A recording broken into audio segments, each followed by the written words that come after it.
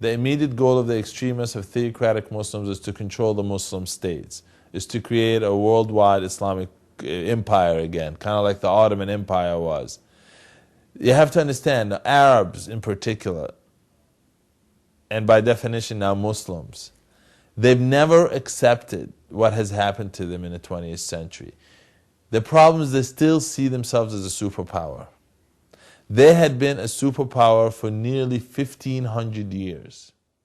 They never got to the point where they saw themselves as a third world people.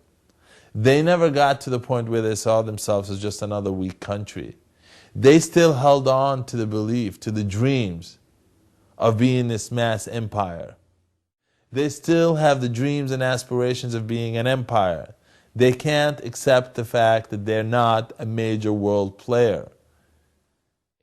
What is happening in Iraq today is a great example of what could happen to every Middle Eastern country if the governments was to abruptly be removed. Because there is now an underlying extremist movement in every Arab and Muslim country.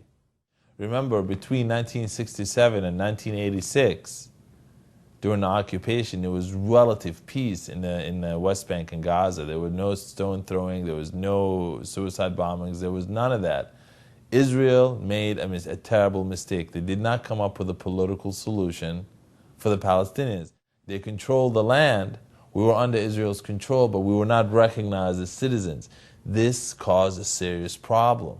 You felt unequal, and it finally erupted. I was born in Bethlehem to a family from Jerusalem, and I lived in the Ramallah area. And I moved to New Orleans, Louisiana when I was 9 years old. I grew up there, basically. I grew up in the South. And I used to say Jerusalem, which of course Jerusalem is a city, and that's not what most people are asking when they ask you where you're from. And I remember one girl once said, well, you know, I didn't ask you which city you're from, I asked you which country you're from. And I remember saying, well, I don't have a country. And I remember she got irritated. She said, what do you mean everyone has a country? So that explains the kind of dilemma that most Palestinians felt, you know, living, for example, under Israeli rule. Some people's terrorist is another person's freedom fighter. I don't make that distinction. I don't make that distinction. I'm more willing to call a person a terrorist than a freedom fighter. I totally reject the use of violence against civilians to affect political change. To the extent possible, I want it minimized or eliminated. I think any time you intentionally focus on civilians to cause them either bodily injury or murder to affect political change, that, in my opinion, is terrorism. So you naturally have a conflict between the United States and the region. There's conflicting interests between the locals, the natives, and the United States. Add to that the core issue between Arabs and the United States being the Arab-Israeli conflict, and the United States has clearly taken sides in that. And so the United States is naturally I guess the recipient of all Arab anger. They have a role to play in everything, so you will naturally see the extremists attacking the United States. There's a lot more support for the use of terror than anyone is willing to admit. And here's the thing, if you talk to the average Muslim, they'll tell you we don't support terrorism. And they're telling the truth. The problem is where you define terror. The reason they can say they don't support terrorism is because they believe what they do support, something that I consider terrorism, they don't define as terrorism.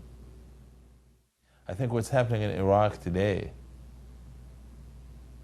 could happen in every Arabic country if there was an abrupt change in the regimes.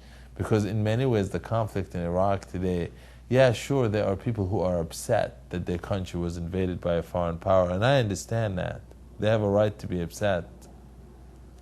But I think it's also more than that. The battle in Iraq today is about the future of Iraq. Whether you're going to end up with a secular democratic country, or whether you're going to end up with a theocratic country. The only ones who can defeat this now, who can stop this, are Muslims themselves.